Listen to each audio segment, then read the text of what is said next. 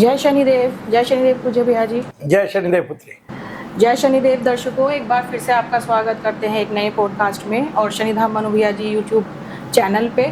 और एक बार फिर आप पहुँचे हैं शनिधाम में पूज्य भैया जी के पास और सवालों का सिलसिला शुरू करते हैं।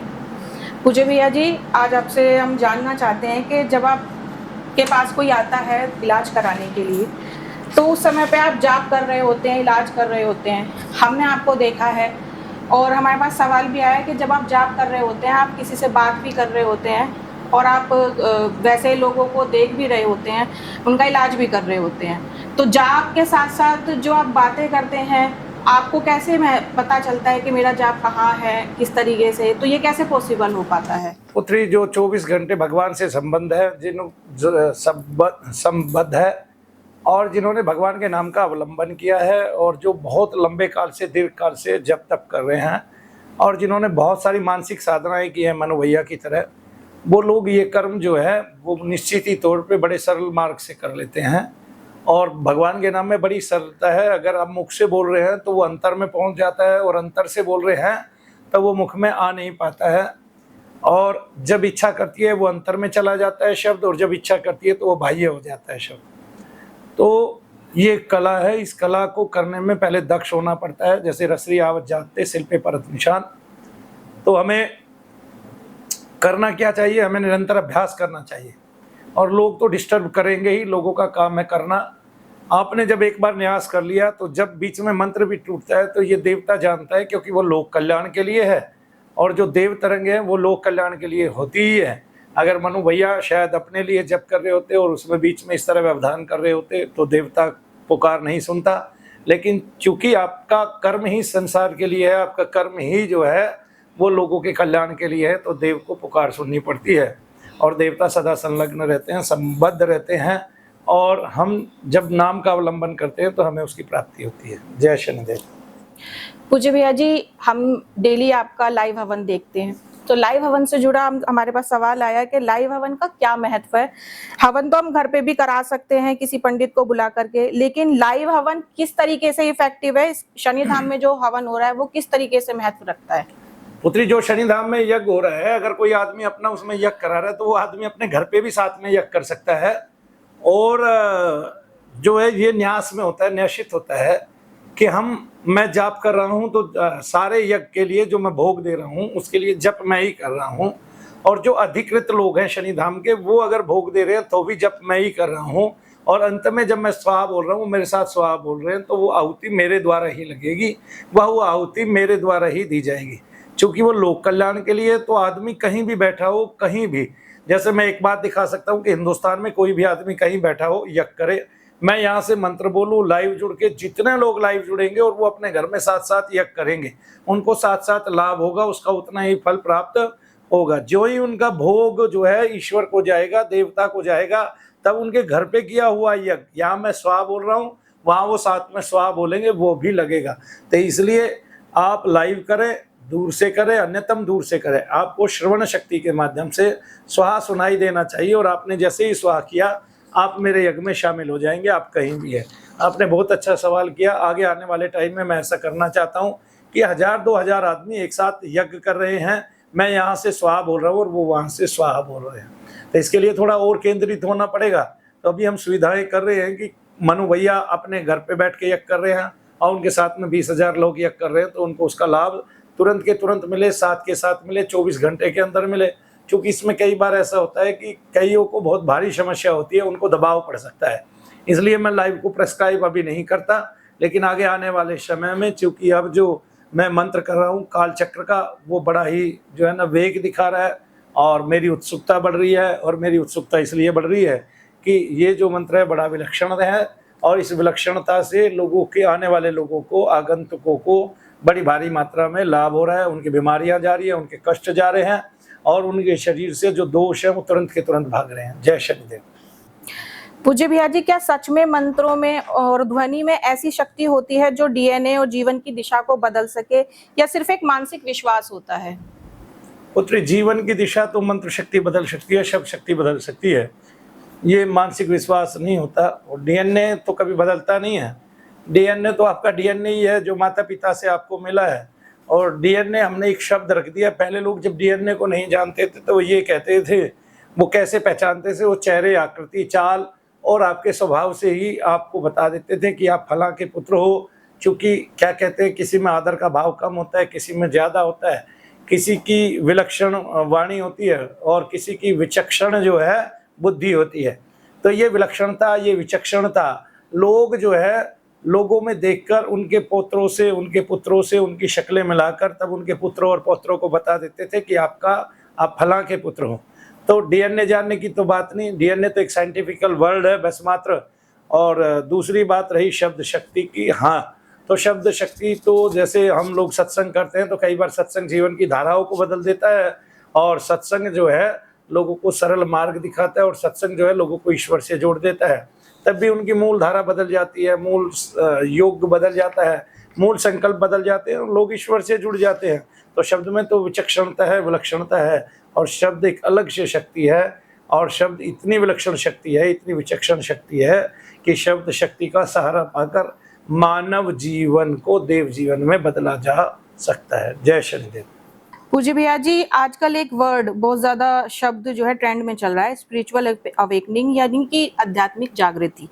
असली जागृति क्या है और ये मन का छलावा है, इसमें क्या अंतर है? पुत्री, पहली बात तो जब आध्यात्मिक जागृति होती है तो मन में बहुत सारे विषाद भरे होते हैं। आध्यात्मिक जागृति वही करना चाहता है जिसका मन भटकता रहता है, जिसके मन सरल है, जिनके मन जो है विशुद्ध है, उनको तो किसी जागृति की आवश्यकता नहीं, उनकी जागृति पहले से ही है। और जो लोग जागृति करना चाहते हैं और जिनको भटकाव है, वही लोग इस मार्ग से जुड़ते हैं। लेकिन जो मन है उसमें इतना शोभ है और ऐसे अशोभनीय उसमें विचार और भाव भरे हुए हैं कि वो बार बार ऊपर आते हैं। इसलिए उनको किसी गुरु की आवश्यकता पड़ती है, और गुरु का सानिध्य लेके वे लोग जो है दीर्घ काल तक भक्ति करते हैं, तब जाके उनका मन शांत होता है।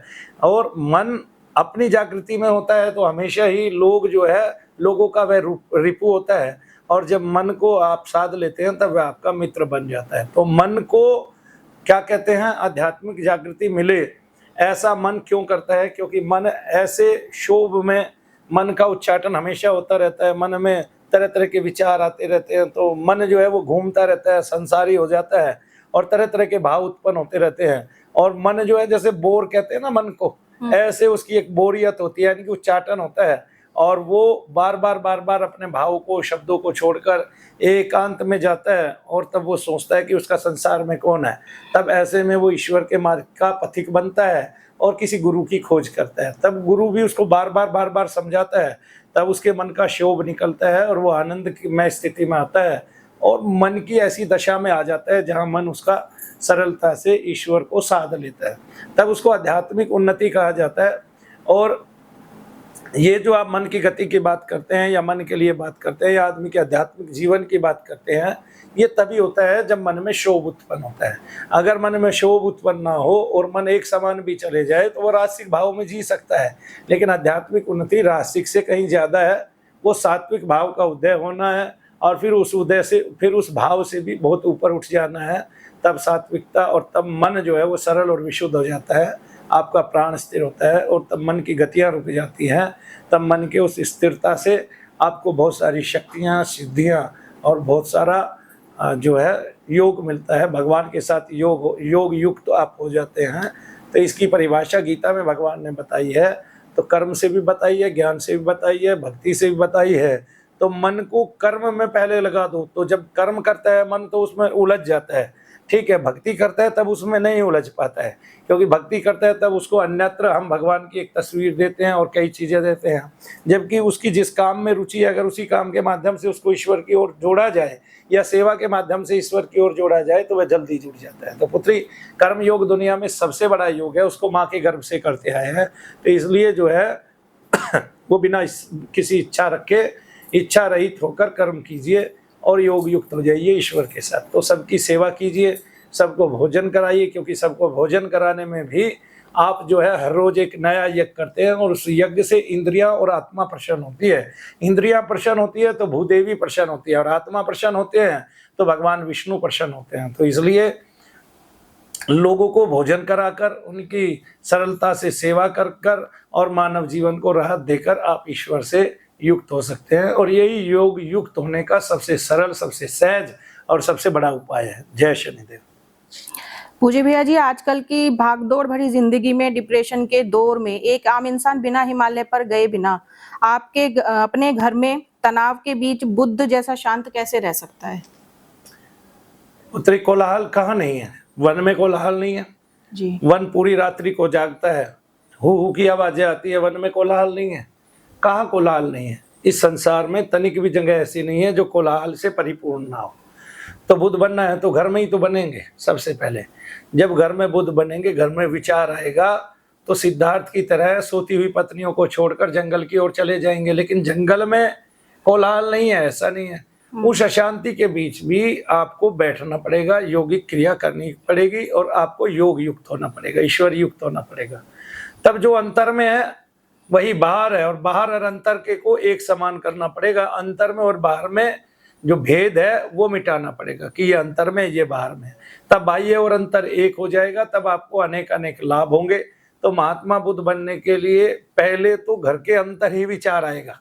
क्यों? अगर घर के अंदर विचार नहीं आएगा तो आप जो संसार में हैं, माया में हैं, आप उसको, उस माहौल को छोड़ कैसे पाएंगे? तो वहां विचार प्रबल होगा, वहां संकल्प प्रबल होगा संसार में रहकर। तब आप वहां के लाभ हानि के बारे में सोचेंगे। और अगर आपको अपनी जय करनी है तो संसार को छोड़ के जंगल की वन की ओर चलेंगे, और विजय पानी है तो उस वन में जाकर एकांत में बैठकर ये सोचेंगे, क्या कहते हैं कि ईश्वर को ढूंढेंगे। और जब उसकी खोज पूरी हो जाएगी तो आपकी प्राप्ति हो जाएगी, आपको बुद्धत्व प्राप्त हो जाएगा, आपको विवेक प्राप्त हो जाएगा। अब आप वहां अकेले हैं, लेकिन कोलाहल नहीं है, ऐसा नहीं है। क्यों? क्योंकि पुत्री, जब कोलाहल में भी अकेले होते हैं आप, तो अंतर में चले जाते हैं। जैसे सारा संसार भरा हुआ है, सब और गीत गीत बज रहे हैं, सब और जो है गान हो रहे हैं, कहीं विवाह का मंडप सजा हुआ है, कहीं फेरी सजी हुई है, किसी के यहाँ बच्चा होने का ढोल बज रहा है, कुछ बज रहा है। लेकिन अगर आप एक घर में एकाकी है तो भी तो आप एकांत में ही है। कोलाहल सारे में होते हुए अंतर में तो कोलाहल नहीं है। तब अंतर विदाउट कोलाहल में भी शांति प्राप्त करता है। तो आपको बुद्ध बनने के लिए आपको कहीं बाहर जाने की जरूरत नहीं है। जंगल में कोलाहल नहीं होगा, पूरी रात आवाजें नहीं आएंगी, ऐसा है ही नहीं। और दिन में तो पूरे संसार में कोलाहल है। तो जंगल खाली नहीं है, कोलाहल से परिपूर्ण है, भरा हुआ है। कहीं की शेर की ध्वनि आएगी, कहीं गीदड़ की ध्वनि आएगी, कहीं कोई कर्कश बाघ की ध्वनि आएगी, कहीं पक्षियों की कर्कश ध्वनि आएगी, कहीं कोई सांप किसी पक्षी की गर्दन पकड़ेगा वो चिल्लाएगा। तो कोलाहल वहां भी है, ठीक है। कहीं गधे चीखेंगे, कहीं घोड़े चीखेंगे, कोलाहल कहाँ नहीं है।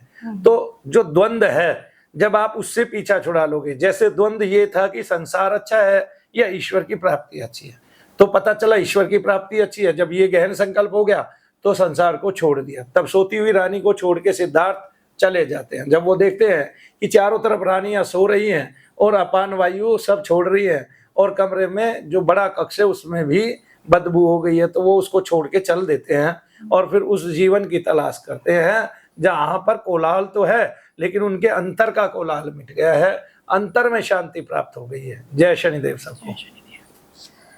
पूज्य भैया जी, आपकी अपनी यात्रा में ऐसा कौन सा पल या मोड़ था जहां आपको लगा कि अब मुझे सत्य का अनुभव हो चुका है? पुत्री, सत्य क्या है ये तो समझने में बहुत समय लग जाता है, और हम लोग बस केवल चलते हैं। बस मैं तो ये कहता हूं कि ईश्वर सहज है, आप सहज हो जाओ। ईश्वर सरल है, आप सरल हो जाओ। वो सब जगह व्याप्त है, आप सब जगह ऐसे ही हो जाओ कि आप भी सब जगह व्याप्त हो जाओ। तो ईश्वर एक अनुभूति है, ईश्वर एक आज्ञा है, ईश्वर जो है वो आपकी प्रेरणा है, ईश्वर आपके हृदय के विशुद्ध संकल्प हैं, ईश्वर एक ऐसी ऊंचाई है जो विवेक की अविवेकी की गांठें खोलता है और विवेक की ओर ले जाता है। तो मुझे क्या लगा, मैंने तो जब साधना शुरू की तो जो 24वां दिन था वही मुझे ऐसा लगा कि मुझे शायद आज शनिदेव की प्राप्ति हो गई। उनकी कागज की तस्वीर की आंखों से ही 2 रश्मियां निकली, मेरे मस्तिष्क में समा गई। तो जैसे बहुत सारे कीड़े रेंगते हैं, केवल मस्तिष्क में वही रेंगते रहे, और तकरीबन वो बहुत देर तक रेंगते रहे, यहाँ तक कि मुझे अगले दिन तक भी उसका अनुभव होता रहा और तरंगे चलती रही। ये दर्शन तो था नहीं, लेकिन अनुभूति थी कि हाँ ईश्वर कहीं होते हैं। फिर उसके बाद से मेरा वाइब्रेशन का जंजाल खुल गया, तो मुझे लगने लगा मेरे अंदर कोई रोग उत्पन्न हो गया है। लेकिन समझ ना होने के कारण धीरे धीरे धीरे धीरे जब अनुभव होते गए कि कोई आदमी सत्य बात करता है तो मुझे वाइब्रेशन होती है, कोई झूठ बोलता है तो कुछ नहीं होता है, तब मुझे समझ में आया कि ईश्वर सत्य में प्रकाशित होता है और वो प्रत्येक सत्य को जानता है और प्रत्येक सत्य में उसका उद्गार है, प्रत्येक सत्य में उसकी तरंग है। तो इसलिए कहते हैं कि ओम तत्सत, कि वह तत्व है जो सत्य से प्रकट होता है, वह तत्व है जो ओम रूप में समस्त संसार के सामने है। तो सबके अनुभव अपने अपने हैं, ये आध्यात्मिकता है। किसी का अनुभव कैसा होगा, किसी का कैसा होगा। हमारा जो ऐसा है हमने बता दिया आपको, अब लोग करें उनका कैसा होगा ये मैं बता नहीं सकता, क्योंकि ये सबके अनुभव अलग अलग ही होते हैं और ये अनुभव जो होते हैं वो सबके मन के सत्ता के अनुकूल ही होते हैं। किसी का मन कितनी जल्दी परिवर्तित हो जाएगा, किसी का कितनी जल्दी परिवर्तित हो जाएगा। मैं तो ये चाहता हूँ सभी मन जो है वो ईश्वर अभिमुख हो जाएं, सभी मन ईश्वर के नाम का अवलंबन करें। क्योंकि कोई कहते हैं राम नाम से क्या होता है, तो कंबल वाले बाबा को देख लो, राम गुलाम जी महाराज को देख लो, नामदेव जी महाराज को देख लो। और कोई कहता है राम के नाम से क्या होता है, तो वो तुलसीदास जी को देख लो, वो क्या कहते हैं अपने वेद व्यास जी को देख लो, और वो देख लो अपने अनन्य संतों को, भक्तों को। तो जब आप राम का नाम लेते हैं तो कंबल वाले बाबा भी राम का नाम लेते हैं जी। जब आप राम का नाम लेते हैं तो जो डोडी पर बैठा करते थे बाबा वो भी राम का नाम लेते हैं, जो बिहार में थे। वो कहते हैं कि मैंने मोतीलाल नेहरू जी को देखा, मैंने उनके पुत्र नेहरू को देखा, जवाहरलाल नेहरू को, और मैंने इंदिरा से बात की, और आज मैं राजीव से परिचय कर रहा हूँ। आगे ना जी। तो महात्मा भारत में बहुत विचक्षण हुए, विलक्षण हुए, उन्होंने राम का नाम लिया, हरि का नाम लिया, और बहुत जगह तो राम के नाम की महिमा कबीर ने भी गाई है ना। और यहाँ तक कहा है कबीर कुत्ता राम का, यहाँ तक भी कहा है। तो ऐसे जो है ना उन्होंने बहुत सारे विलक्षण विलक्षण उदाहरण देकर बताया है कि राम के नाम की महिमा अलग ही है जी। तो हमें भी उस महिमा को जानना चाहिए, हमें भी सरलता से उसमें समा जाना चाहिए। तो अनुभव तभी आपका होगा जब आप उस ओर चलेंगे। जब तक नहीं चलेंगे, जब तक वैसी सरलता नहीं पाएंगे, जब तक वैसा भाव नहीं बनाएंगे, तब तक आपको कुछ प्राप्ति नहीं होती। मानो भैया तो बस एक बात कहते हैं, ईश्वर हर जगह मौजूद है, वो प्राप्त होता है, वो वहीं के वहीं प्रकट हो जाता है जब आप उसको प्रकट करना चाहो। हमेशा सदैव आपके साथ है, एक एक बात आपकी सुनता है, आपके बारे में वो सब जानता है, कब आपके साथ क्या होगा वो ये भी जानता है। इसलिए महिमावान रहो, उसकी महिमा गाओ जितनी गाई जा सकती है। हो सकता है दोबारा आपको मानव जन्म ना मिले, कहीं कुकर शुकर में पड़ गए, प्रमाद आलस्य में पड़ गए तो निम्न योनि की कोटियों में जाओगे, और कहीं जो है पित्रादिकों में पड़ गए तो पित्रादिकों को प्राप्त करोगे, यक्षादिकों को प्राप्त करोगे। तो राजस तामस और सात्विक भाव उदय हो गया तो आप ईश्वर की शरण में प्राप्त करोगे। जय शनिदेव सर। पूज्य भैया जी, जब कोई साधक बहुत भक्ति करता है लेकिन फिर भी उसके जीवन में दुख आते हैं, ऐसे में उसकी जो श्रद्धा है वो डगमगाने लगती है, ऐसे कठिन समय में खुद को कैसे संभाला जाए? पुत्री यही तो सत्य बात है। एक युग था सत्य युग, वहाँ साधना किया करते थे, चाहे 1000 वर्ष बाद ईश्वर मिल जाते थे तो शरीर में सत्य का संचरण होता था, तो मन में वैसे ही सात्विक भाव उदय होते थे, तो कभी मन डगमगाता नहीं था, मन विश्वासी रहता था। अभी मन विचलित रहता है, मन में उद्वेग रहता है, मन में गलत तरह के विचार पनपते हैं, मन में गलत तरह के संकल्प आते हैं, मन में क्षोभ रहता है, मन हमेशा जो है वो जंजाल में खोया रहता है, कभी इधर देखता है, कभी उधर देखता है, कभी कुछ प्राप्ति के सपने लेता है, कभी कुछ खो जाने के सपने लेता है। तो मन हमेशा उद्विग्न रहता है, मन भग्न रहता है, मन क्षोभ में रहता है, मन कष्ट में रहता है। तो पहले में अब में अंतर ये आ गया है कि अब के मन में और पहले मन में अंतर आ गया। तो अब जब हम ईश्वर भक्ति की ओर चलते हैं तो हमें ध्यान ही नहीं रहता कि हम ईश्वर की ओर चल रहे हैं। और जब कोई भक्ति करता है तो उसके ऊपर जिम्मेवारी पूरे कुल की होती है। आज क्या हो गया, पिछले 40-50 वर्षों से मैं देख रहा हूँ लोगों में भक्ति की भावना कम हो गई है। भक्ति के प्रति कुछ तो ऐसे ऐसे क्या कहते हैं ऋषि महात्मा आ गए, उन्होंने इसको सबको ढोंग ढकोसला बता दिया, तो उनकी भावनाएं भक्ति में जागृत नहीं होती, तो लोग नीचे ही रह जाते हैं, निम्न योनियों में गिर जाते हैं और वो प्रेतादि की योनियों में चले जाते हैं, जबकि वो हमारे पितृ थे। तो जैसे ही घर का कोई भी व्यक्ति, कोई भी सदस्य भक्ति करने लगता है, तब वो पास आकर खड़े हो जाते हैं, उन्हीं के शरीरों में प्रविष्टि कर उनको ऐसे बताते हैं जैसे देवता का आगमन हो गया, वरना तो वो उनको अपनी आत्मा से आशीर्वाद की बजाय अभिशाप प्रदान करते रहते हैं और उन मानवों का, उन लोगों का कल्याण नहीं होने देते। तो पुत्री, भक्त की जब जिम्मेवारी है, जब हम भक्ति करने लगते हैं तब हमें कष्ट जो आता है वो इसलिए आता है कि पीछे बहुत सारे पितर हमारे कष्ट में हैं, और हम जब उन कष्टधारी पितरों को देखते हैं तो हमें वो दिखते तो है नहीं, बड़े सूक्ष्म होते हैं और हमारे स्कंद के पास आकर खड़े हो जाते हैं जब हम भक्ति करते हैं, और उनका भार हमें पड़ने लगता है। तो बहुत सारे लोग तो जब भक्ति करते हैं कंधे भारी हो जाते हैं, जम्भाइयाँ आने लगती हैं और उनके शरीर के ताप बढ़ जाते हैं, वेग बढ़ जाते हैं, और कई बार वेग शून्य भी शरीर हो जाता है और उनकी भक्ति फलती नहीं है, फलित नहीं होती। फलती है भक्ति, लेकिन वो भक्ति उनकी जो फल रही है वो उनके पितरों के लिए फल रही है, उनको शांति मिलती है। हम ये बात जानते नहीं, इसलिए हम अशांत रहते हैं। जय शनिदेव। पूज्य भैया जी, हमने बहुत लोगों को कहते हुए सुना है कि महादेव की पूजा करने से त्याग की जो भावना है वो ज्यादा बढ़ जाती है और हम दुनिया से अलग हो जाते हैं। तो ऐसे में महादेव की पूजा करनी चाहिए कि नहीं करनी चाहिए? महादेव भगवान शंकर जो है वो पृथ्वी के देवता है, लेकिन पृथ्वी के देवता है, पृथ्वी के समस्त पदार्थों से प्रेम नहीं करते हैं, ऐसा नहीं कह सकते। सारे गण तो उन्हीं के हैं। जब महादेव से एक प्रकार की शक्ति उत्पन्न होती है जिसको गणेश बोलते हैं, और वो गण शक्ति जो है वो रुद्रगण, मरुदगण और सभी प्रकार के गणों की जो शक्ति है वो मिलकर आपको रिद्धि सिद्धि प्रदान करती है। तब रिद्धि सिद्धि कहाँ से आ रही है? भगवान शंकर से ही तो आ रही है। ऐसा नहीं है पुत्री, जो भगवान से सात्विक भाव का उदय चाहते हैं उनके मन में सात्विक भाव का ही संचार होता है। जो भगवान से रासिक भाव का उदय चाहते हैं उनके मन में रासिक भावनाएं उत्पन्न होती हैं और भगवान उनको रासिक पदार्थ ही देते हैं। जो भगवान से तामसिक पदार्थ चाहते हैं उनके मन में तामसिक भावनाएं आती हैं और वो तामसिक देवी देवताओं को ही पूजना चालू कर देते हैं। जैसे भगवान शंकर तो हैं, उन्होंने तो देवताओं को भी उपाधि दी है, नवग्रह की उपाधियां उन्होंने ही दी है, उनको विलक्षण शक्तियां उन्होंने ही प्रदान की है। तब हम ये भूल जाते हैं कि जो सबको अलग अलग प्रकार की शक्ति प्रदान करने वाले भगवान शंकर हैं, वो हमें एक प्रकार की शक्ति क्यों देंगे? तब वो एक प्रकार की शक्ति नहीं देते। जैसे हमारे यहाँ, हमारे कुल में एक माता है, वो अभी चली गई, अभी चली गई वो, लेकिन जब वो नंगे पैर भगवान के मंदिर में जाती थी तो उनके मन में कुछ रासिक भावनाएं आती होंगी, अपने पुत्रों को उठाने की कामना आती होंगी।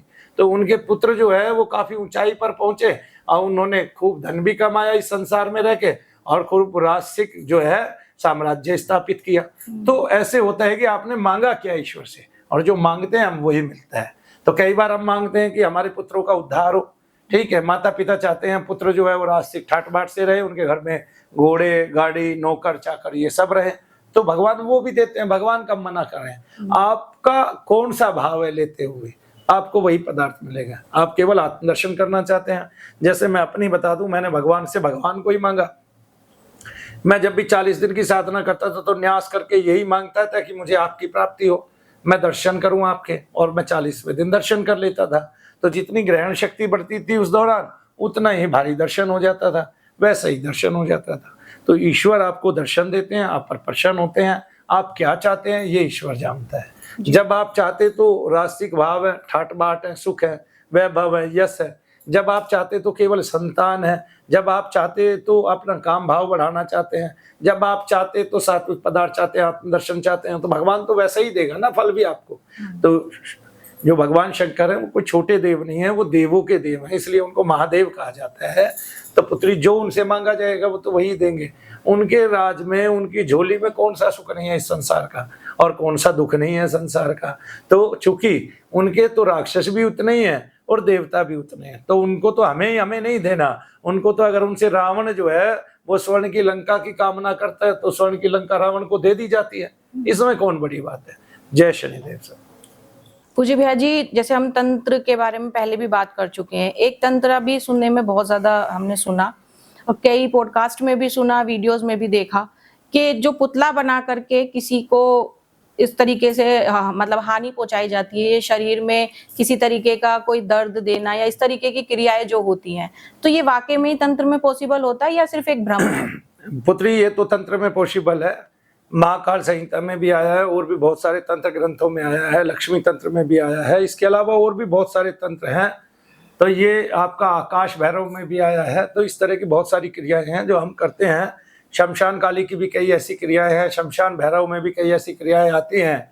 और जो चूंकि हम ये अभिचार में गिना जाता है। और कई बार क्या होता है कि गलत उद्देश्यों को लेकर अगर इस प्रकार के तंत्र किए जाते हैं तो इसमें जैसे यक्षिणी साधना आती है, सुंदरी साधना आती है, और इसके अलावा किन्नरी साधना आती है। ये सब साधनाएं जब हम करते हैं तो ये तांत्रिक प्रयोग के लिए ही करते हैं, है ना। तो काम से प्रेरित होकर कोई रति सुंदरी की साधना करता है, कोई कैसी साधना करता है, तो अभिचार से भी प्रेरित होकर कोई मारण की क्रिया करता है। जब कोई मारण की क्रिया करता है, विद्वेषण की, उच्चाटन की क्रिया करता है, तो इस प्रकार वो आप पर अभिचार करता है। तो तंत्र की क्रियाएं होती हैं और तंत्र की क्रियाएं की भी जाती है, लेकिन तंत्र सफल भी तो होना चाहिए। कुछ लोगों पर तंत्र सफल हो पाता है, सब पर नहीं हो पाता है। और तंत्र की भी एक अवधि है कि उसको दीर्घ काल तक किसी पर लगातार किया जाए तभी वह फलित होता है, वरना फलित नहीं होता। तो जैसे मंत्र शक्ति काम में आती है, ऐसे तंत्र शक्ति काम में आती है। वैसे तंत्र का मतलब होता है तन का त्रय, तन का त्राण। और तन का त्राण कैसे होता है? मंत्र का मतलब होता है मन का त्राण, और यंत्र का मतलब होता है यम का त्राण। तो जो यम है वो हमें कब वो करता है, कष्ट में डालता है, जब हमारे अंदर काम, क्रोध, लोभ, मोह, ठीक है, और द्वेष, ईर्ष्या हो। तो जो द्वेष और ईर्ष्या है ये एक भाव है, काम, क्रोध ये एक भाव है, और लोभ और मोह ये एक भाव है। तो इन तीनों का जब त्रय होता है तो इसको यंत्र का त्रय बोलते हैं, यानी कि यम की त्रास। तो यम की त्रास मिट जाती है जब इनका खात्मा हो जाता है शरीर से। इसी प्रकार से तन का त्रय, तन का त्रय क्या है कि तन में वात, पित्त, कफ 3 दोष है, और ये हमेशा दोष ही कहलाते हैं, त्रिदोष। 3 दोष है, कौन से? वात, पित्त और कफ, ये दोष कहलाते हैं। लेकिन दोष कब होते हैं? जब ये समान नहीं होते। अगर इनमें समता बनी रहे तो ये कभी दोष नहीं है। तो फिर ये यम का त्रय। तो जो लोग भक्ति करते हैं तो वो क्या करते हैं, उनका साधन ऐसा हो जाता है, सहज सरल थोड़ा सा खाना हो जाता है, और वो ज्यादातर भक्ति में लीन हो जाते हैं, और मंत्र जब से वो फलित होते रहते हैं तब उनके शरीर हमेशा सुंदर होते हैं, स्वस्थ होते हैं, उनके चेहरे का तेज बना रहता है। तो ये क्या होता है? ये तन का त्रय हो जाता है। फिर मंत्र से मन का त्रय होता है, मन का त्राण होता है। तो मन के 3 आयाम है, एक मन की दृष्टि है, और एक आयाम 2 पार्ट में है, यानी कि एक में आप मानसिक जप कर रहे हैं और एक मन से आप जो है उस जप के ऊपर जप कर रहे हैं। तो मन के जो 3 द्वार हैं, 3 आयाम है, उनको रोक देना और मन को स्थिर कर लेना, ये मन का त्रय है। और मंत्र ऐसा ही करता है, तब प्राण का और मन का इकट्ठा स्तंभन हो जाता है। ये एक पर्वत के 2 सुमेरु की तरह हैं। और जब इनका त्रय हो जाता है तो इस तरह तंत्र, मंत्र और यंत्र की क्रिया गठित हो जाती है। और कई बार हम तंत्र में, हम कई बार तंत्र ग्रंथों में जैसे भैरव के पाठ को पढ़ते हैं, माता भैरवी को पढ़ते हैं, उनके बीज को पढ़ते हैं, जैसे डर, हस्कल, हींग। तो डर, हस्कल का मतलब ये है कि डाकनी, राकनी, है ना, हाकनी, शाकनी, लाकनी, काकनी। डर, हस्कल का मतलब ये है। तो काकनी, लाकनी, लाकनी तक जो है हम नीचे डाकनी से लेके, मूलाधार से लेके और ब्रह्मरंध्र तक हम जो है उनकी जो देवियां हैं उनका नाम लेते चले जाते हैं। जैसे यहाँ की देवी हाकनी है, ये लाकनी है, इस तरह से काकनी है, राकनी है, शाकनी है, और मूलाधार की डाकनी है। तो इस तरह से हम इन देवियों के नाम को जानते हैं, बीज को जानते हैं, और वो भैरवी बीज कहलाता है। मतलब आप जब भैरवी बीज का जाप करते हैं तो एक साथ सारे चक्रों में जागृति आ जाती है। ऐसे तो पुत्री तन का, मन का, यन और यम का, इनका त्रय जरूरी है। तो यम की त्रास तभी मिट जाती है जब हम गणेश जी की पूजा करते हैं। गणेश जी कामासुर को, क्रोधासुर को, लोभासुर को, मोहासुर को, मदासुर को, मत्सरासुर को, इनका नाश करने वाले हैं। और इसलिए घकार बीज जो है आपके ज्ञान के आगे भाग में रहता है, पीछे के भाग में रहता है, आपका ज्ञान हमेशा वर्धन होता रहता है। जय शनिदेव। पूज्य भैया जी, जैसे पितरों की जो मुक्ति है वो धाम में हमने देखी है, यहाँ होती है मंत्रों से। एक चीज हमने सुनी कि जो पितृ होते हैं उनकी जो अवधि होती है वो 16 वर्ष की होती है, उसके बाद वो समाप्त हो जाते हैं, इसीलिए 16 श्राद्ध होते हैं, ऐसा हमने सुना है। तो यह वाकई सत्य है या फिर एक कोई भ्रम फैलाने की कोई चीज? पुत्री, पितृ तो जो होते हैं जब वो पितृ गति को पाते हैं तो पहले ही वर्ष में, प्रथम वर्ष में ही पा जाते हैं। 13वीं के बाद ही आप पितृ को नहीं देख पाते, वे पितृलोक में चले जाते हैं। जैसे दशरथ जी महाराज भगवान राम को आकाश मार्ग में ही दिखाई दिए, वहीं पर उनकी अलग से अवस्था दिखाई दी, और उस अवस्था के अनुरूप जो है वशिष्ठ जी ने कहा कि आप जो है उनको उनका तर्पण कीजिए, पिंडदान कीजिए, ठीक है ना। तो जब उनका जो भोग होता है वो उनको मिल जाता है, जिसमें तिल आदि, जौ आदि जो है, कुशा आदि और क्या कहते हैं, जल आदि प्राप्त करते हैं, और पायस यानी कि खीर जो है वो चढ़ाते हैं पुत्री। ये तो पितृ की बातें हैं, लेकिन अगर वो प्रेत रूप में संसार में ही है, क्योंकि जितने प्रेत बने हैं वे सारे पितृ थे किसी के ना किसी के, तो प्रेत भी पितृ होता है और वह दोष के रूप में होता है। तो जब उसकी बात आती है तो वो तो कितने भी वर्ष जमीन पर रह जाता है। अगर वो किसी के शरीर में ही चला जाता है तो 50 वर्ष तक तो उसी में रह लेगा। तो वैसे भी पेतवत्थु पाली जो बौद्धों की पुस्तक है, उसमें जो चुड़ैले हैं या प्रेतनी हैं उनके 500-500 साल के शरीर हो जाते हैं, सूख जाते हैं। और ऐसा हमारे वेदव्यास जी ने भी कई पुराणों में लिखा है कि पुरातन यानी कि दीर्घ अवधि तक प्रेत बने रहते हैं। तो इस तरह से इसकी उम्र नहीं आकी जाती। वैसे शास्त्रों में 33 वर्ष का जिक्र है, लेकिन ये 33 वर्ष से कहीं ऊपर जीते हैं। ये सेम ऐसे ही होता है कि ये जितना आतताई हो जाते हैं उतना ये कुरूप हो जाते हैं, उतना इनका जीवन लंबा होता चला जाता है। जितना ये लोगों को कष्ट प्रदान करते हैं उतने ही ये दीर्घजीवी हो जाते हैं और जीवन अवधि इनकी बढ़ जाती है। तो इनके बाद में पूछे निकल आती है, कांटे लग जाते हैं, ये लोगों को परेशान करने लगते हैं। तो ये प्रेत रूप में होते हैं और ये किसी के न किसी के घर के पितृ हैं। तब इनका काम लोगों को लाभ देना नहीं है, उल्टा ये हानि पहुंचाते हैं और तभी इनका उद्धार करना पड़ता है। तो दिवस तो 2 बार इसलिए दिए गए हैं वर्ष में कि हमारे जो पितृ हैं उनको अगर हम 2 बार भोग दे दें तो उनकी आत्माओं को शांति भी मिलेगी, वो वहाँ से हमें आशीर्वाद भी देंगे और इस तरह हम पूर्वज भक्ति भूलेंगे नहीं और हमारे जो पूर्वज हैं वो खुश रहेंगे, हमें आशीर्वाद प्रदान करेंगे, हमारे कुल की संतति की वृद्धि होती रहेगी। जय शनिदेव सर। पूज्य भैया जी, किस्मत और कर्म, इन दोनों में सबसे ज्यादा ताकतवर क्या है मानव जीवन के लिए? पुत्री, कर्म ही ताकतवर है, किस्मत कभी ताकतवर नहीं होती। मुझे क्या पता था मेरी किस्मत बदलेगी, ठीक है ना। तो मैंने एक कर्म किया, भक्ति कर्म किया, भक्ति कर्म से देवता के निकट गया। देवता में जब रहा तो फिर रोजाना कर्म करने का मन किया। फिर 2015 से कभी छुट्टी नहीं की, रोजाना कर्म किया। तो जो आज कर्म किया वो एक दिन मेरा पास्ट बन गया, फिर अगले दिन कर्म किया वो भी वर्तमान मेरा पास्ट बन गया, अगले दिन कर्म किया वो भी वर्तमान मेरा पास्ट बन गया। इस तरह मैंने लगातार 22 वर्ष कर्म किया 2004 से और वो मेरा पास्ट बनता चला गया। ऐसा नहीं इसमें बुरा नहीं हुआ, कुछ बुरा भी हुआ क्योंकि इसमें मैंने 1-2 ठाल निठल्लापन भी दिखाया, ठीक है ना। और जहां मैं लगातार साधना कर रहा था वहां प्रसन्न होके कहीं और चला गया, किसी और मार्ग पे चला गया, तो उसमें आया।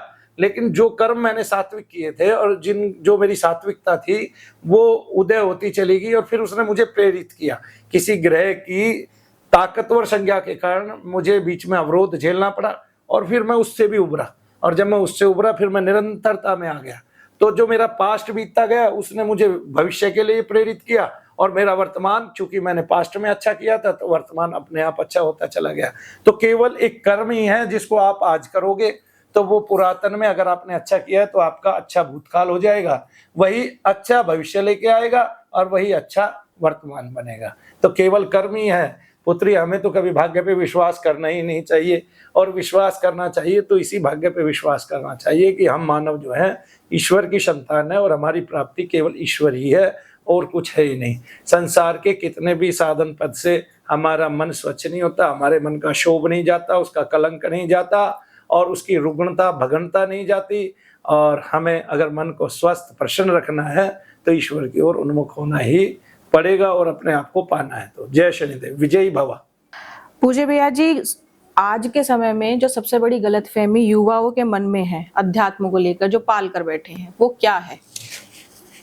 पुत्री, मुझे तो लगता ही नहीं कि युवा आध्यात्मिक हैं अभी, क्योंकि मैं देखता हूं कि वो कुछ आध्यात्मिक भी हैं तो उनके मन में कुछ पाने की वो है, वो भी केवल ये चाहते हैं आध्यात्मिकता धन कमाई का एक साधन है।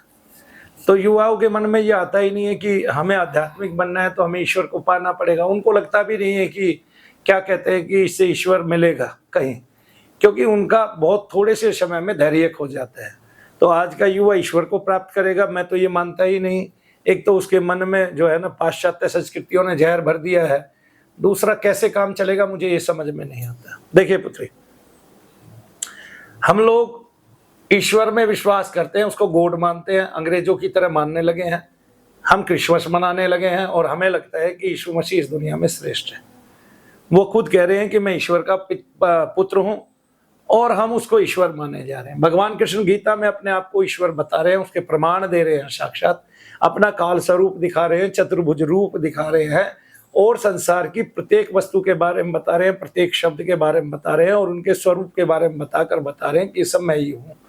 संसार का जो वृक्ष है और उसका जो जड़ है वो मैं ही हूँ, ऐसा बता रहे हैं। और तने भी बारे में बता रहे हैं, और तने में भी जो उसके तीनों देवता हैं, 3 शाखाएं हैं, उसको भी वो अपना ही स्वरूप बता रहे हैं, जो विभिन्न विभिन्न विभागों में बट गए हैं।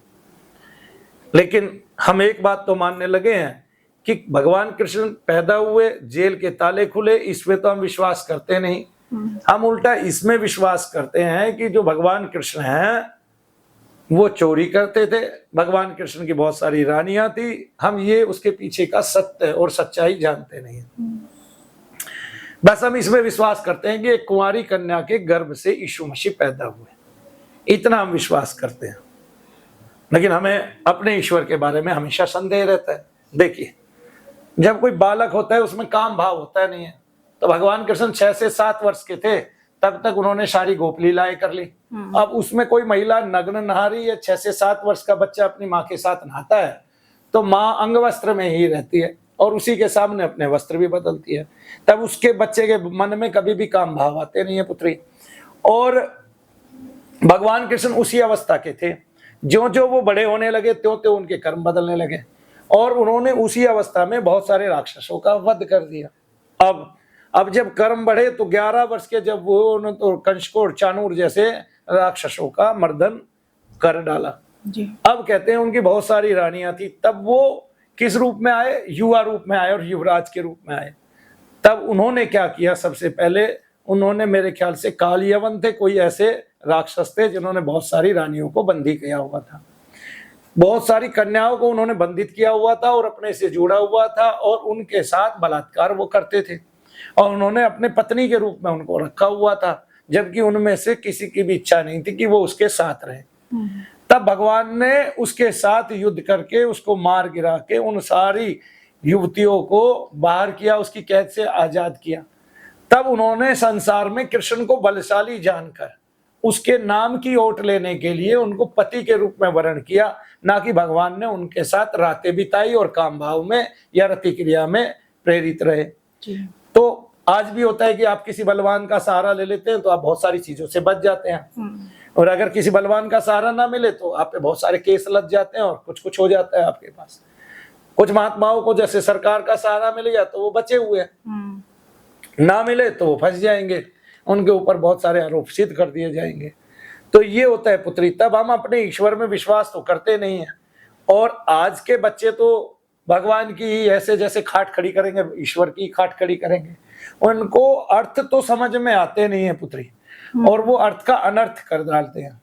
आज बहुत सारी चीजें हैं जो संसार में होती है, जैसे हम कबीर को परमात्मा मान रहे हैं आज के युग में, लेकिन कबीर परमात्मा थे ये बात तो हम कह ही नहीं सकते। कबीर कहीं तो औरतों को कहते हैं कबीर हरि के नाम बिना, ठीक है ना। तो मैं उनको बताता हूं आपको 2 दोहे। एक तो कबीर कहते हैं नारी की झाई परत अंधा होत भुजंग, कबीरा तिनकी क्या गति जो नित नारी के संग पुत्री। और एक में कबीर कहते हैं कि आभूषण वस्त्र आभूषण तन की शोभा, यह तन कच्चा भांडो, और भक्ति बिना बनोगी कुतिया, राम भजो न रांडो। ठीक है, हालांकि ये जो शब्द हैं ये उचित उक्ति नहीं है और ये बता ही नहीं पाएंगे, क्योंकि सामान्य से सामान्य जन भी अपनी स्त्री का इतना आदर करता है जी। तब जो कोई व्यक्ति इस संसार को बहुत बड़ी प्रेरणा देने जा रहा है वो स्त्री का आदर नहीं करता। ये रांडो शब्द से निरादर की ही प्रतीकात्मकता प्रतीक आता है। और दूसरा देखिए, दूसरा कह रहे हैं कबीर हरि के नाम बिना नारी कुतिया होए, वाह राम राम भजो न रांडो। और कबीर हरि के नाम बिना नारी कुतिया होए और गली गली भौकत फिरे टूक न डाले कोई। और यहाँ हरि के नाम बिना कह रहे हैं, कबीर हरि का नाम जपवा रहे हैं, राम का नाम जपवा रहे हैं, इसका मतलब यही परमेश्वर है, यही हरि भगवान है। अब ये राम को भी अलग कह देंगे तो फिर हरि को भी अलग कहेंगे। अब ये कहेंगे एक राम दशरथ का बेटा, एक राम घट में बैठा। अब ये इस तरह करने लगते हैं। तब जब वो एक बार राम के बारे में, तो फिर हरि किस किस का बेटा हो गया, तब हरि को भी बताओ। है हरि के भजन बिना कह रही है, तो हरि के भजन राम के भजन ये कबीरदास जी बताते हैं। और कबीर कुत्ता राम का ये भी कहते हैं जी। हालांकि उनकी भाषा सदुक्कड़ी थी, उनकी भाषा खिचड़ी भाषा थी, मैं ये मानता हूं, लेकिन उनके प्रमाण ऐसे ही मिलते हैं जैसे चांद मियाँ उर्फ साईं बाबा के मिलते हैं। साईं बाबा हिंदू मंदिर के अंदर, हिंदू गांव के अंदर रहे वो एक उसमें ही क्या बोलते हैं, लेकिन उन्होंने दिवाली के दीप जलाए। अब वो आदर ईश्वर का करते थे, योग उनसे सीखा था। एक जगह श्यामाचरण लाहिड़ी की पुस्तक में समकक्ष उसी समय पे साईं बाबा को उन्होंने मंत्र दीक्षा दी, उन्होंने योग सिखाया, वही योग साईं बाबा ने किया और वैसी ही योगिक क्रियाएं करके साईं बाबा ने 3 दिन के लिए शरीर छोड़ा और फिर वापस आए, जैसी श्यामाचरण लाहिड़ी ने बताया है। वो अपने पुस्तक में, अपनी डायरी में अपने एक एक भक्त का नाम लिखते थे जिनको वो जो उनसे दीक्षित थे। तो उन्होंने 5000 के नाम लिखे, उसमें साईं बाबा भी आया हुआ था। तो वो साईं बाबा जो है वो उनको बाद में बताया गया भाई ये चांद मियाँ थे, चलो किसी तरह वो चांद मियाँ थे। लेकिन कबीर दास जी का तो नाम से ही पता चलता है ये मुस्लिम थे जी। फिर अगर उनके नाम से भी नहीं पता चलता तो उनका बेटा है कमाल, वो कमाल खान है, उनकी बेटी है कमाली, वो कमाली खातून है। तो कमाली, कमाल और कबीर, जिस घर में ये 3 हो, इसमें हिंदुओं का तो कोई काम नहीं। अब ऐसा नहीं है, जो हिंदुओं की उपासना है वो इतनी सात्विक भाव की थी, बहुत सारे मुसलमानों ने पीछे हिंदुओं की उपासना की। तो रस खान ने भी बहुत सारा कुछ लिखा, रस खान ने दुनिया भर के कवित्व तो भगवान कृष्ण पे लिखे, तो उन्होंने कृष्ण भक्ति की। ऐसे बहुत सारे संत हुए हैं जिन्होंने जो मुस्लिम होते हुए जिन्होंने हिंदू देवी देवताओं की भक्ति की है पुत्री। यहाँ से हमें पता चलता है कि कबीर दास जी एक सामान्य जन थे और इतने सामान्य जन थे कि उनसे उनकी पत्नी का आदर नहीं हुआ, कभी भी निरादर ही हुआ।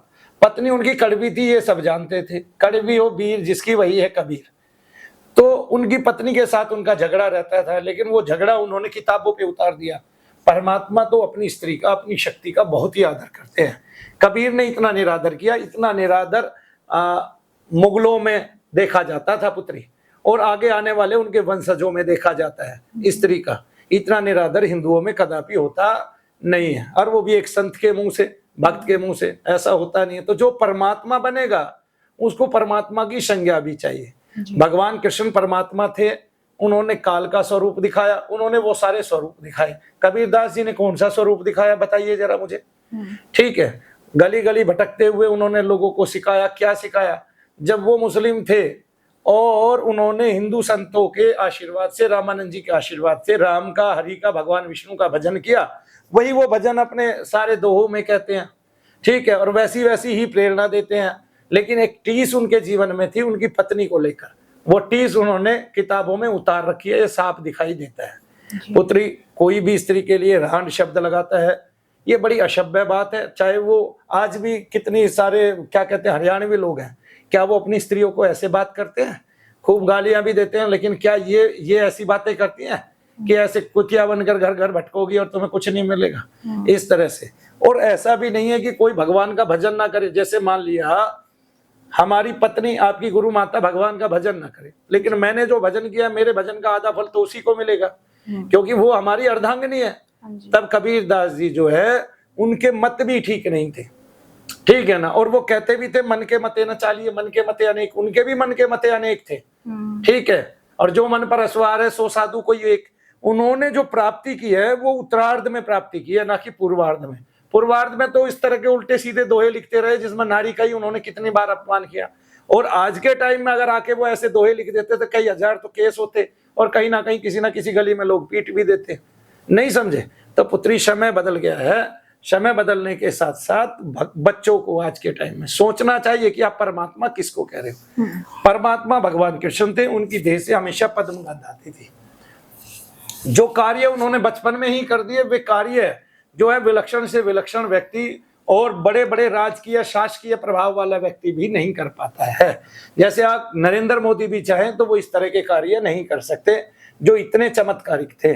ठीक है, रुग्ण भग्न मन से और मन में शोभ उत्पन्न जब अर्जुन के होता है, विषाद उत्पन्न जब अर्जुन के होता है, तो अर्जुन ईश्वर की शरण लेता है।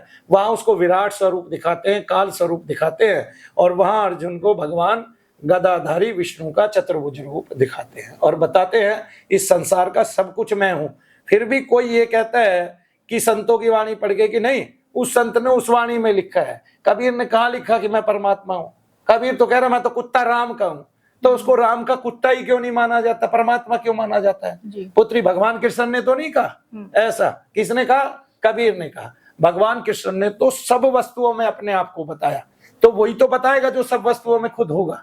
तो वो ईश्वरी तो है जो सब हृदयों में प्रकट है।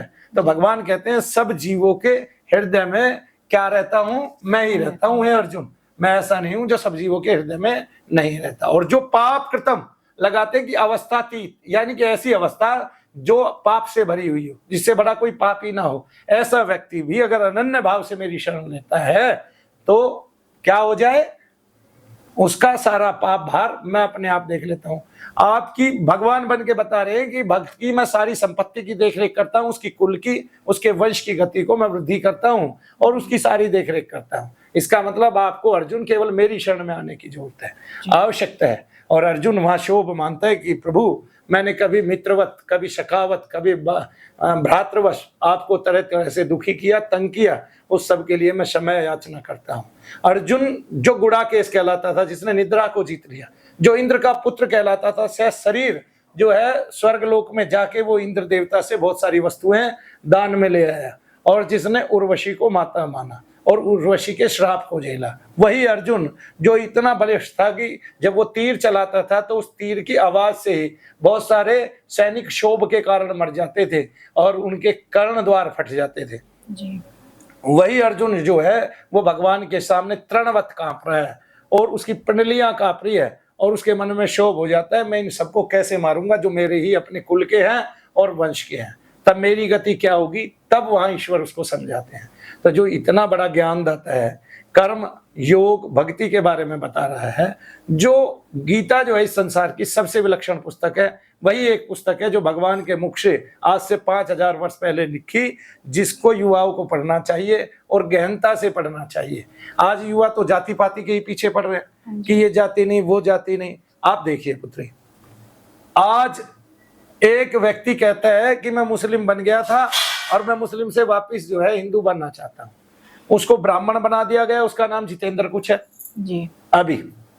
तो मेरे को बताइए, जब अंबेडकर जी को जातियां हटानी थी वो ब्राह्मण क्यों नहीं बने? तो सब ब्राह्मण बन जाते उनके पीछे, सब ब्राह्मण ही हो जाते, दूसरा कुछ रहता ही नहीं।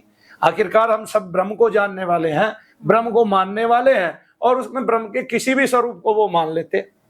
ठीक है, जरूरी नहीं वो ईश्वर के इस स्वरूप को मानते। उन्होंने बुद्ध को माना, तो क्या बुद्ध भगवान को नहीं मानते?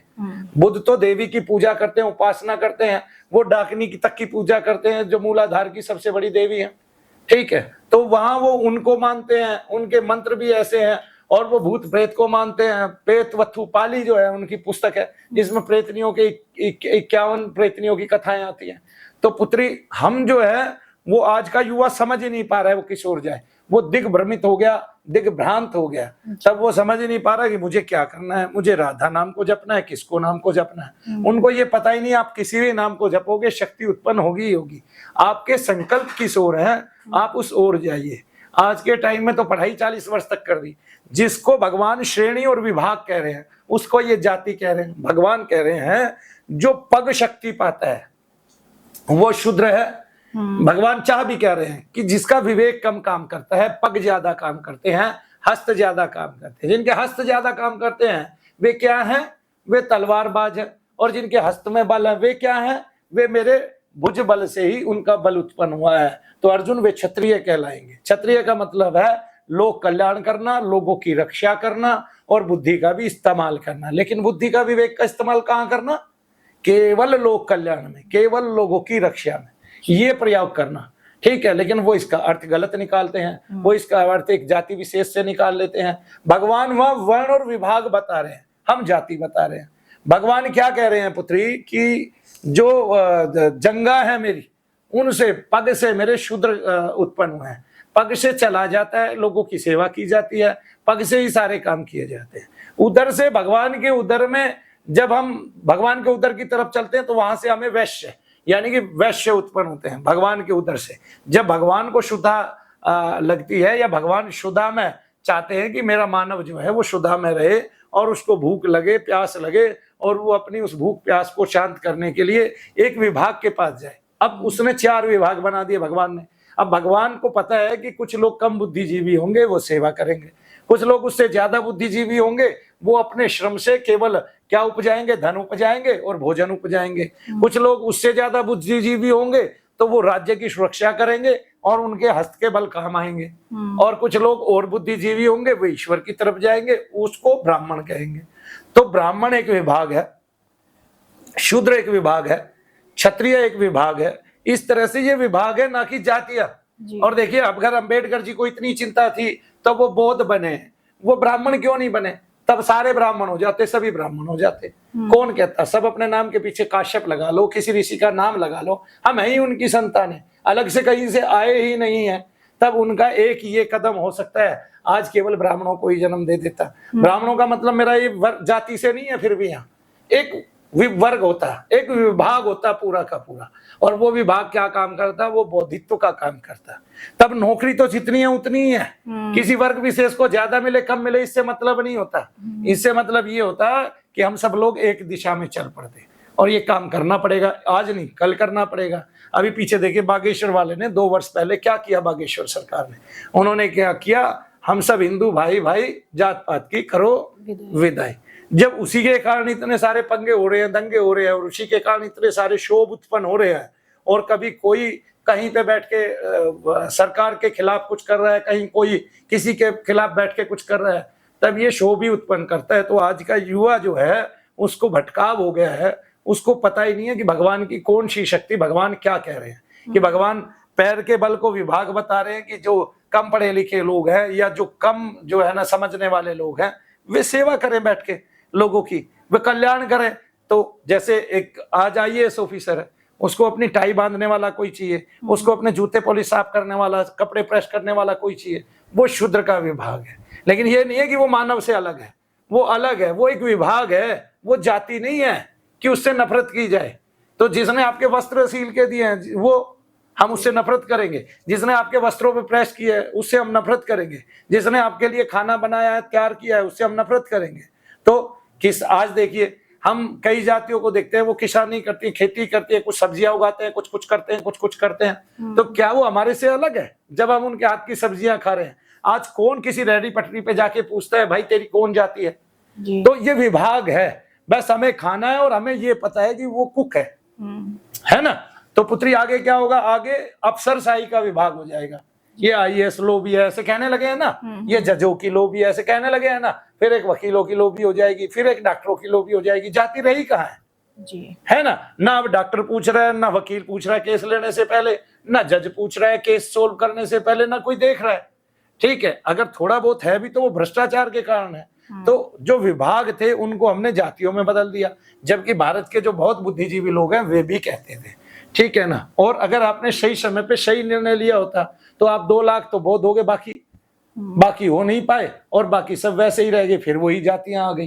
तो आपने कुछ अलग नहीं कर दिया, आप लीक से हटे ही नहीं, तो आपने अलग वो धर्म ग्रहण कर लिया। और भाई आप वही आ जाते, आपका तो धर्म ही वही था, ठीक है, तो आप वही काम कर देते। आओ भाई, जब एक मुस्लिम को मैं ये कहता हूँ ब्राह्मण बनाया जा सकता है, तो फिर किसी हिंदू को नहीं बनाया जा सकता ब्राह्मण, ठीक है। तो उसका कोई अलग विभाग था, उसको उसी विभाग में लेके आओ, कर भाई साधना करो भाई। आज महर्षि श्री राम शर्मा आचार्य जी ने सभी को यज्ञ के अधिकार दे दिए कि आप यज्ञ कर सकते हैं, और सिखाया उन्होंने लाखों लोगों को, करोड़ों लोगों को सिखाया, और वो आज तक जाके और वहां पे सीख के आ चुके हैं हरिद्वार में। और बहुत सारे लोग आज यज्ञ करते हैं, कौन पूछता है ना।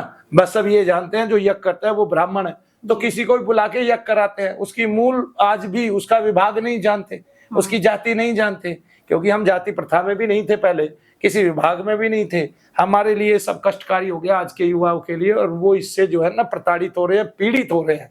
तो विभाग को विभाग रहने दिया जाए, श्रेणी को श्रेणी रहने दिया जाए। जातियां थी नहीं, है नहीं, होंगी भी नहीं, और आगे ये वर्चस्व चला आ रहा है। अब क्या हो रहा है कि अब हमें हमारी संततियों को एक कल्याण की आवश्यकता है, और वो कल्याण ये है कि हमें मूव करना पड़ेगा। मानव सभी एक समान है, और सबके हृदय में भगवान रहते हैं, सबके हृदय में भगवान वास करते हैं। और ये निराधार बातें नहीं है, ये गीता की बातें हैं, ये भगवान के मुख से निकली हुई बातें हैं, और भगवान के मुख से निकला है जो वो सत्य है, वही ओम है, और वही तत्व है, और वही सत्य है। ओम तत्सत। पूज्य भैया जी, ईगो, अहंकार इंसान का सबसे बड़ा दुश्मन या आगे बढ़ने का ईंधन? बेटे शत्रु ज्यादा है, ईंधन कम है। जी। अहंकार में विशुद्धि हो तो ऊपर ले जाता है, अहंकार अशुद्ध हो तो वो नीचे गिराता है, और अहंकार ज्यादातर पतन का कारण होता है। तो पुत्री, अहंकार जो है उसको विनाश की जड़ ही माना गया है और उसको दोषों में ही हमेशा गिना जाता है। तो जो विशुद्ध है मैं, वो तो ईश्वर का है और वो सृष्टि उत्पन्न करता है, और जो अशुद्ध है वो तो पुत्री हमेशा के लिए अशुद्ध ही था और वो हमारे दोषों में गिना जाता है। काम, क्रोध, मद, लोभ, मोह, अहंकार, अहम, ये इसमें गिना जाता है। तो पुत्री, अहंकार का मतलब ये है अग्नि से लेके आकाश तक, अ और हम, आकाश, अहम। तो जो है बीज है वो आकाश का है और जो है वो अग्नि का है। तो अग्नि से लेके आकाश तक, पृथ्वी लोक से लेके आकाश तक, अगर आप जो है विशुद्ध स्वरूप में अहम को धारण करते हैं तो अग्नि से लेके आकाश तक आपका वर्चस्व फैलता है, और आप अशुद्धि करते हैं तो आपका आकाश से लेके अग्नि तक पतन हो जाता है आके। जय शनिदेव सबको। पूज्य भैया जी, नरक कहाँ है, इस धरती पर या मरने के बाद? पुत्री, मुझे तो यही लगता है, आप आलस्य में, प्रमाद में जब अपना मानव जीवन खो देते हैं तो आप इतनी निम्न योनियों में गिर जाते हैं कि आप प्रेतोन्माद में काम आते हैं, लोगों के अंतर में घुस जाते हैं, उन्माद उत्पन्न करते हैं, वेदनाएं उत्पन्न करते हैं, आपको खुद को वेदना होती है और आप पशु योनियों में, निम्न योनियों में नीचे गिर जाते हैं। तो इसलिए प्रमाद और आलस्य आज का मुख्य लोगों का और युवाओं का मुख्य स्वरूप हो गया है। एक फोन को लेके उनको इतना आलस्य प्रमाद है कि वो उठ नहीं पाते, अपने स्वरूप को नहीं जान पाते, अपने रिश्तों को नहीं जान पाते, उनको निभा नहीं पाते, और इसके कारण उनका पतन होना तय हो गया है। कुछ आलस्य और प्रमाद जो है वो आज की चिकित्सा जगत ने कम से कम 30% लोगों को प्रदान कर दिया है। उन दवाइयों को खा के हम हमेशा आलस्य, प्रमाद और निद्रा में पड़े रहते हैं, उठ ही नहीं पाते, हमारी जागृति नहीं हो पाती। इस कारण भी हम निम्न योनियों में चले जाएंगे। बहुत सारे युवा आज डिप्रेशन में चले गए हैं। वो डिप्रेशन भी एक कारण है कि हम बचपन से ही दवाइयाँ लेते आ रहे हैं और उन दवाइयों के रिएक्शन होते हैं, और वो धीरे धीरे हमें ऐसी स्टेज में पहुंचा देते हैं जहाँ हमें तरह तरह की बीमारियाँ उत्पन्न हो जाती है। तो दूसरे देशों में ये सब कम देखने में आता है, भारत के युवाओं में ये आज बहुत सारा देखने में आता है। तो इसलिए मेरा मानना ये है कि युवाओं को सजग होना है और युवाओं को जागृत होना है और अपनी पत्तियों को, पुरातन रीतियों को और सब साधनों को वापसी प्राप्त करना है। जय शनिदेव सबको। पूज्य भैया जी, सच्चा सुख किस में है, बैंक बैलेंस में या मन की शांति में? पुत्री, सुख तो केवल शांति से ही उत्पन्न होता है, सुख बैंक बैलेंस से उत्पन्न नहीं होता है। आप चारपाई पे सोए हुए हैं, जैसे आप अपनी गुरु माँ से पूछिए तो मैं एक बार सोता हूँ और सवेरे एक ही टाइम में उठता हूँ, तब सच्चा सुख उस निद्रा में है जो आपको शांति से आती है। आप रोज आना अच्छा कर्म कीजिए, अच्छा लोगों की सहायता कीजिए, लोगों के साथ जो है विश्वासघात मत कीजिए और लोग कल्याण कीजिए, लोगों का साथ दीजिए, और अपने कार्य से कुछ उपजाने की कोशिश मत कीजिए, और कुछ उपज भी जाए तो उसको ईश्वर का प्रसाद समझिए, क्योंकि ईश्वर ही देने वाले हैं, ईश्वर ही लेने वाले हैं। जब दिया तो उसने, लिया तो उसने, प्रसाद पाया सुख सोपन, दुख बुलबुला घर आए मेहमान, उसका आदर कीजिए, जो भी दे भगवान, तब सुख आएगा दुख आएगा। वैसे भी सुख दुख दोनों रहते, जिसमें जीवन है वो गाँव, तो कहीं धूप कभी छाओ। तो ऐसे दुख भया उदास मैंने मोड़ा तब मुख को, उससे रहा न नाता जिसने पाया सुख को। सुख से मिले अभिमान, दुख से ज्ञान मिले है, हाड़ मास के पुतले को पहचान मिले। तो पुत्री, जो दुख है वही एक दिन आपको शांति की ओर ले जाएगा, और जो सुख है वो लगता है कि वो अभी शांति में है, लेकिन एक दिन उसमें विक्षोभ होगा और उसमें उच्चाटन होगा, एक दिन उसमें विस्फोट होगा, और उस सुख के जो कण कण है वो बिखर जाएंगे और फिर वो दुख में परिवर्तित हो जाएगा वापस। तो दुख की निवृत्ति जो है वो ज्ञान से होती है, और सुख की निवृत्ति जो है वो अभिमान से हो जाती है। तो सुख अभिमान करने से चला जाता है। तो इसलिए अभिमान करना बंद कीजिए और तभी आपको सुख मिलेगा। और दुख जो है अगर आपको मिला है तो उसको ईश्वर का प्रसाद समझिए, तब सुख स्वपन दुख बुलबुला घर आए मेहमान। तब किस टाइम में वो पानी की तरह, बुलबुले की तरह फट जाएगा दुख, और सुख में परिवर्तित हो जाएगा। तो केवल शांति प्राप्त करनी है तो आत्मदर्शी बनिए, अंदर झांकिए, लोक कल्याण कीजिए, लोगों की सेवा कीजिए और भारत माता की जय बोलिए, भारत माता की सेवा कीजिए। जय शनिदेव। पूज्य भैया जी, मुंबई से करीम खान हैं, वो आपके बारे में पहले हमने उनसे काफी चीजें सुनी उनके मुख से, और अभी हम आपके बारे में काफी तारीफ करते हुए उनको सुनते हैं, तो उसके पीछे क्या चीजें हैं जो ऐसा वो बोलते हैं? पुत्री, वो किसी अलग अन्य धर्म विशेष से आते हैं, यूँ कहें तो वो मुस्लिम है, लेकिन जो उनका हृदय है तकरीबन वो हिंदू ही है। हिंदू देवी देवताओं की उन्होंने बड़ी पूजा की है, कुछ हमारे कहने से की है, कुछ उनकी रुचि पहले से ही थी। हमारे पास जब वो आए तो उन्होंने बहुत सारा कार्य किया, इस ओर गए, वो उनकी ललक थी। लेकिन एक दिन जो है गुरु क्या करता है, हाथ झटक देता है। वो हाथ हमने उनका झटका हुआ है। ऐसा देखने में मेरे आया पुत्री की, जब वो मेरे पास आए और वो उसी काम में कार्य में रत हो गए, और इधर उनका कार्य जो है वो 2 साल तक लगातार भक्ति से जुड़े रहे, और तब उनकी दृष्टि खुल गई। तब दृष्टि तो खुली उनकी, लेकिन वो अपने कार्य को सारे को भूल गए, और 2 साल में उनकी ऐसी स्थिति आ गई कि उनके पास संपत्ति तो थी, लेकिन वो स्थिर रूप में थी, जैसे उनके पास फ्लैट थे, ये था वो था, और उन्होंने कुछ भी कमाना बंद कर दिया। अब घर में बच्चे हैं, पत्नी है, तो खर्चा भी चाहिए पुत्री। तो हमने एक दिन उसने प्रस्ताव रखा कि भैया जी, हमें जैसे मेरी दृष्टि खुली है या मुझे कुछ कुछ दिखाई देने लग गया है, और आपने मुझे बहुत सारी चीजें सिखाई है, मैं चाहता हूँ लोग भी ये सीखे। तो हमने कहा पुत्र कोई बात नहीं, तुम करा लो। उन्होंने कराना शुरू किया तो उसमें पहले उन्होंने क्या किया कि जो 14 लाख रुपए उनसे जुड़े 1-2 महीने में, वो उन्होंने हमारे खाते में भेज दिए पुत्री। अब क्या था कि अब उसका पूरा ध्यान केवल हम में था, विशिष्टता में था, केवल शनि धाम में था, उसके दिमाग में केवल वही चलता था, उसके दिमाग में केवल मनु भैया चलते थे, उसके अलावा वो हट नहीं पा रहा था। अब गुरु का अधिकार होता है पुत्री, अगर शिष्य का घर ही नहीं चलेगा तो क्या होगा। एक दिन उसने फोन करके मुझे कहा कि गुरुजी, मैं 14 लाख रुपए और भेज रहा हूँ, मेरे पास अभी 10 है, 4 मेरे कहीं से आया, मैं वो भेज देता हूँ, वो एडवांस में भेज देता हूँ, आप धाम का कोई काम करा लेना। मैंने देखा ये ऐसे नहीं सुधरेगा, तब मैंने उसको झटक दिया हाथ पकड़ के कि नहीं पुत्र, तुम्हें अपना गुजारा करना है। वो इस बात को स्वीकार ही नहीं कर रहा था, और इस तरह से हमने उसको झटक के अलग कर दिया।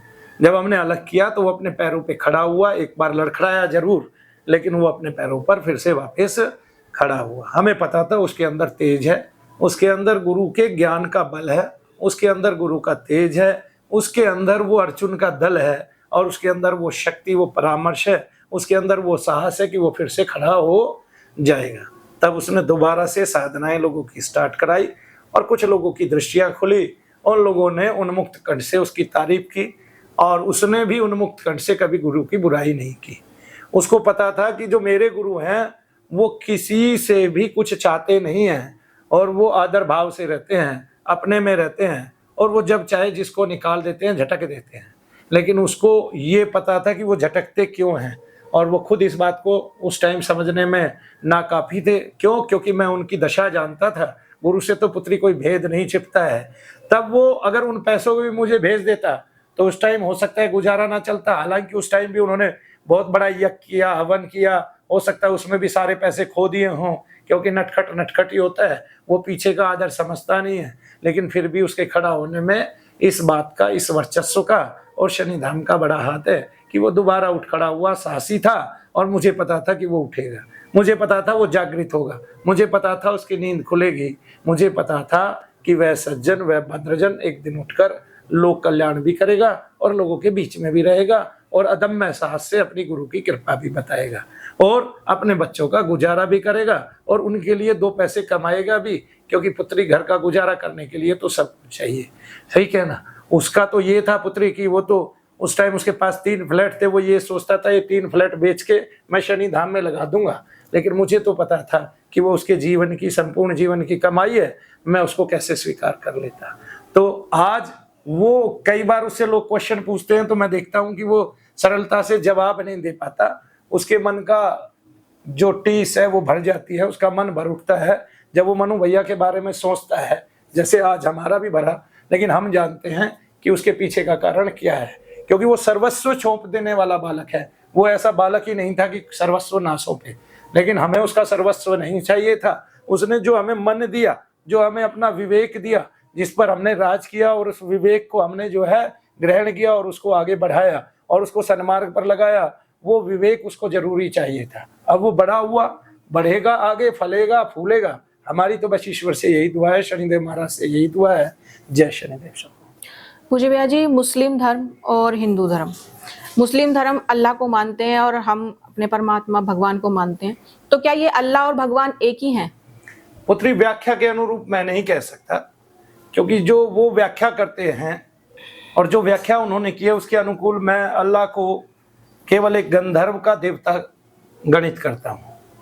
जैसे मुस्लिमों में जो व्याख्या आती है वो ये आती है कि अल्लाह एक कुर्सी पर बैठे हुए हैं, उनकी जो जूती है वो आगे से छल्लेदार है और वो उस कुर्सी पर बैठकर बीच क्या कहते हैं इस आसमान पे राज करते हैं, और उनकी सुंदर पगड़ी है, मूछें हैं, जैसा भी उन्होंने वर्णन किया है, वर्णन उनके ग्रंथ में होते हैं। तो पुत्री, ये सब लक्षण जो है, और वैसे वो बोलते हैं अल्लाह, है ना, तो इसमें हा भी आता है और फिर बाद में वो लगाते हैं हु, अल्लाह हु, तो ऐसे लगाते हैं। तो हा और हु यानी कि हा और हु, ये गंधर्वों के राजा हैं। ये भगवान शिव के विवाह में भी आए और इनकी गणना जो है वो चिकित्सा जगत में भी आती है और कई ग्रंथों में हा हु का नाम भी आता है। पुत्री, इनका पहनावा वही है जो पहनावा वो अल्लाह के बारे में बताते हैं। और इसके अलावा भी पुत्री, जब कहते हैं कि मुस्लिम लोग कहते हैं तो अल्लाह में अल का मतलब होता है कि जो राज करता है, ठीक है, जिसके हाथ में शासन है।